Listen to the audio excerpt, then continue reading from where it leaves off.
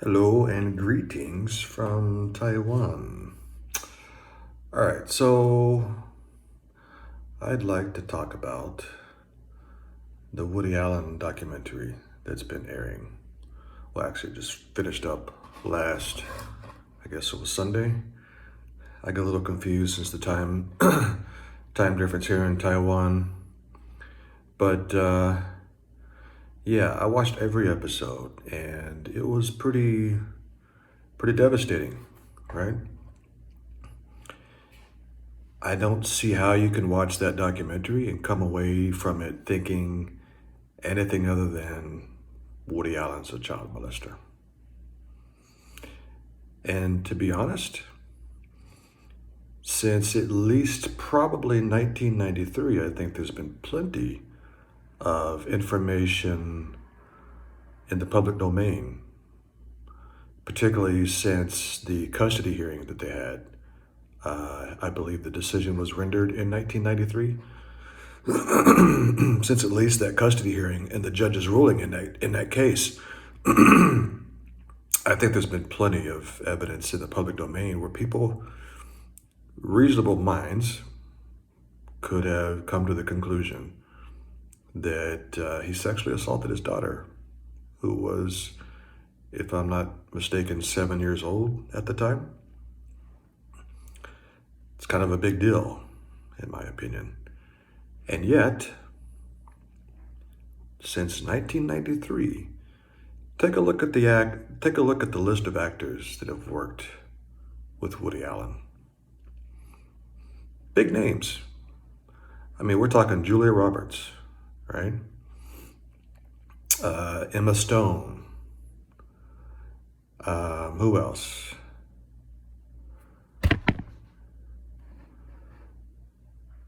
Penelope Cruz, I think, was another one. I think she actually won an Oscar. Um, Javier Bardem. I think Javier is still defending Woody Allen at this point, which to me, again, is kind of crazy.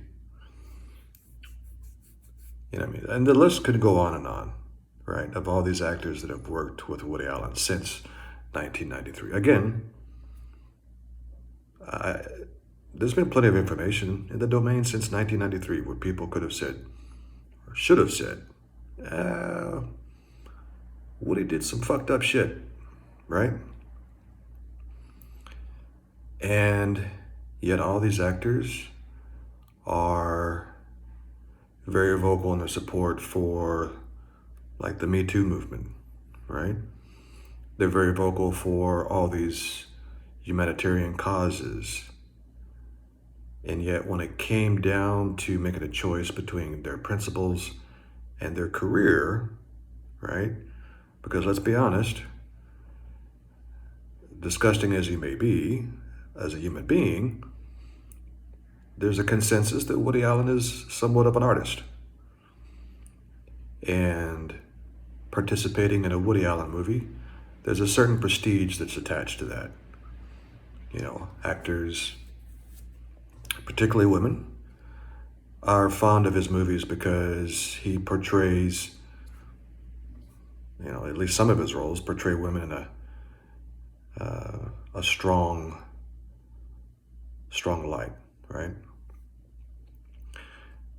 And, I guess maybe that's a little bit of the dichotomy of Woody Allen and human beings in general, right? You can be both.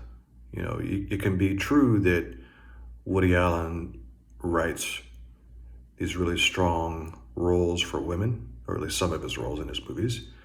And it can also be true that he's a pedophile, right? Those aren't necessarily mutually exclusive.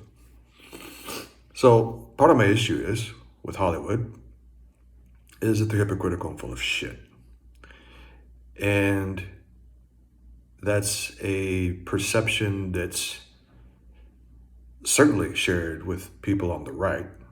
And that's a legitimate perspective, right? Because more often than not, Hollywood liberals are full of shit, right?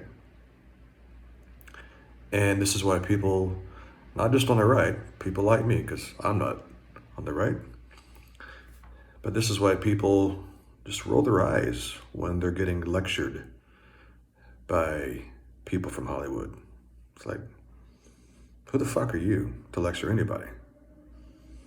Right? Because again, when the chips are on the table and these people have an opportunity to take a stand, but if it involves sacrificing their career or a little bit of the prestige, right?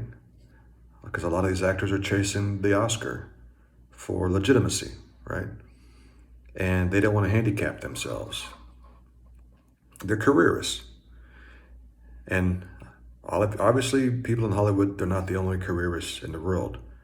But at the same time, if you're going to use your public platform to lecture people on how they should live, well, you should probably tend to your own garden. You know what I'm saying? Now, so that's part of my problem. Of course, it has to be said that as much as people on the right despise Hollywood liberals, how many U.S. presidents have been entertainers and or actors? I can think of 2. And what was their ideology? What was their party identification? They weren't liberals. They weren't members of the Democrat Party. They were Republicans. So don't get it twisted. As much as conservatives may have a legitimate gripe against some of these Hollywood liberals, they're every bit as much of a star fucker as people on the left, right? Okay, so that's one issue. The other issue that you get coming away from this is,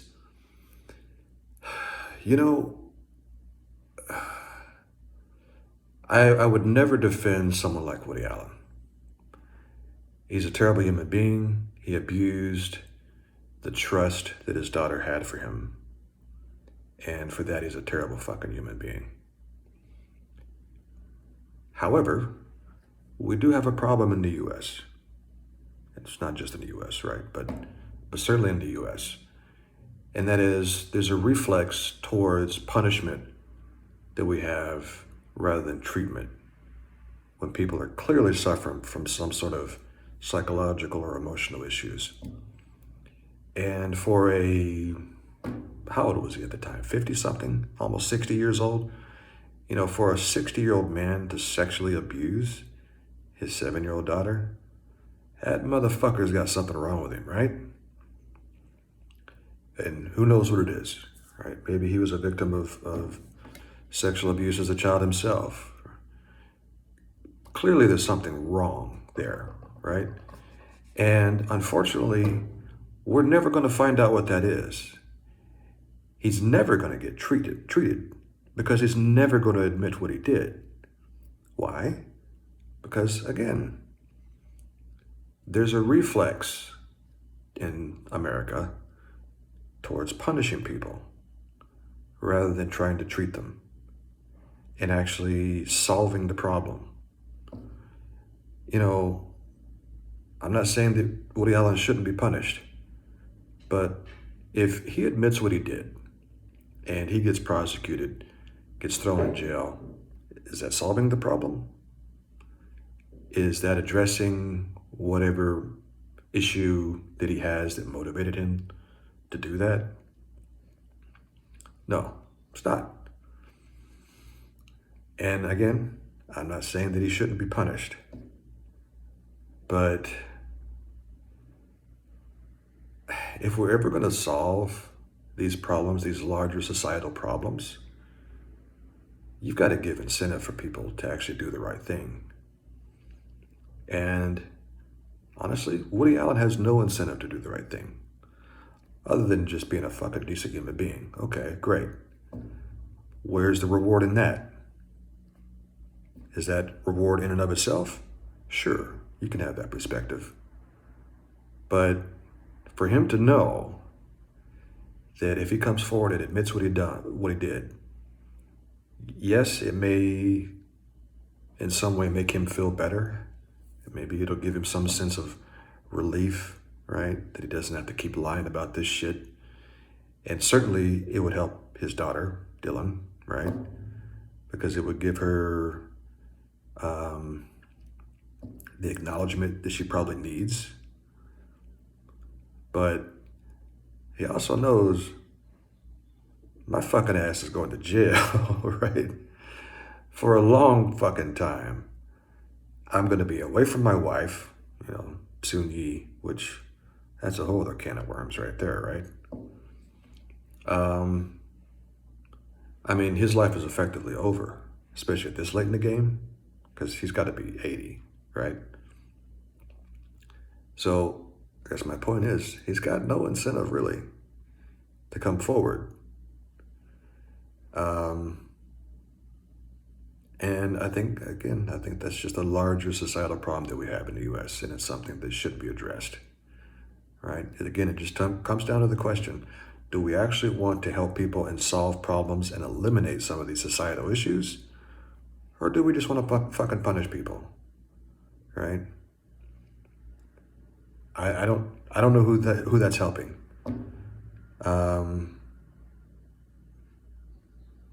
Is it helping the victim? I don't know. I guess maybe it just depends on, how the victim feels about that. For me, I don't know if it would necessarily, I guess in one sense it would help. It would be sort of a relief that knowing, okay, he's been segregated from society and he can't do this to anyone else. So in that sense, yeah, that's true. That's helpful, right? But particularly if you actually care about the person, and as fucked up as he is, that's still her dad, right?